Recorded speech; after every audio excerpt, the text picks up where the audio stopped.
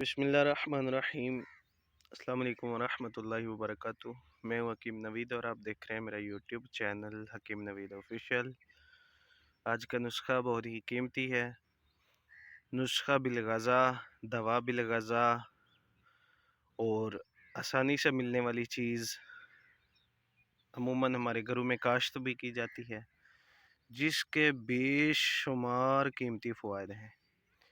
استعمال کرنے کا طریقہ، کس طرح استعمال کیا جاتا ہے، کہاں سے ملے گا، انشاءاللہ یہ سب آپ کو بتائیں گے۔ تو اس بوٹی کا نام ہے جی بینگن۔ ہندوستان کے اندر بہت زیادہ استعمال کی جانے والی سبزی جس کو بینگن بولتے ہیں، اس کے بہت سارے قدرتی فوائد ہیں۔ صحیح کہا جائے تو یہ قدرت کا بہت ہی انمول تحفہ ہے جو انسانوں کے لیے بہت ہی فائدہ مند ہے۔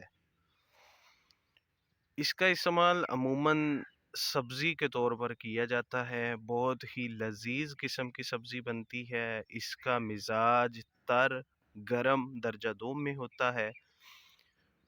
ایسے لوگ جن کو جوڑوں کے درد کا مسئلہ ہو، یورک ایسڈ کا مسئلہ ہو، جوڑوں کی سوزش ہو، ایتھلیٹس کا مسئلہ بن جاتا ہو، وہ لوگ اس سبزی کو کثرت سے استعمال کر کے فائدہ حاصل کر سکتے ہیں۔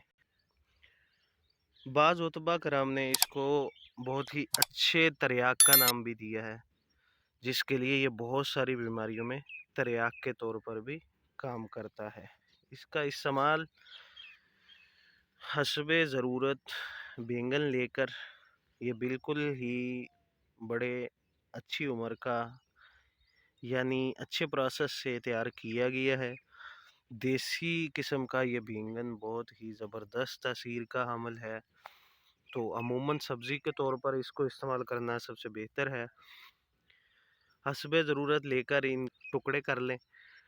ٹکڑے کرنے کے بعد اس پانی میں بوائل کر لیا جائے، پانی کو ضائع کرنے سے بچایا جائے۔ جو پانی بچ جائے گا اس کو اپنے ساتھ رکھیں، ضائع نہ کریں۔ اور جب سبزی اچھی طرح گل جائے تو اس میں مسالے ڈال کر کے اس کو اچھی طرح سے بنا لیا جاتا ہے، اور صبح و شام ناشتے میں اس کو استعمال کیا جاتا ہے۔ بہت ہی اعلیٰ خاصیت کا حامل ہیں، آئرن اور فاسفورس کی بہت زیادہ مقدار اس میں پائی جاتی ہے۔ کیلشیم کے کچھ خاص مرکب اس میں موجود ہوتے ہیں جو قدرتی طور پر جسم کی گرو کرنے کے لیے بہت ہی مفید ثابت ہوتے ہیں۔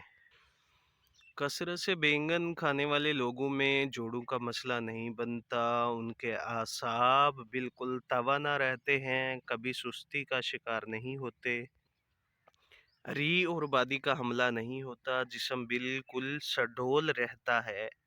جو لوگ بینگن کا زیادہ استعمال کرتے ہیں ان میں قوت مدافعت بہت زیادہ ہوتی ہے۔ استعمال کرنے کا طریقہ بہت ہی آسان ہے، اس کو خشک کر کے بھی استعمال کیا جا سکتا ہے، اور اس کے علاوہ اس کی سبزی بنا کے بھی اس کو استعمال کرنے کا بہت ہی نایاب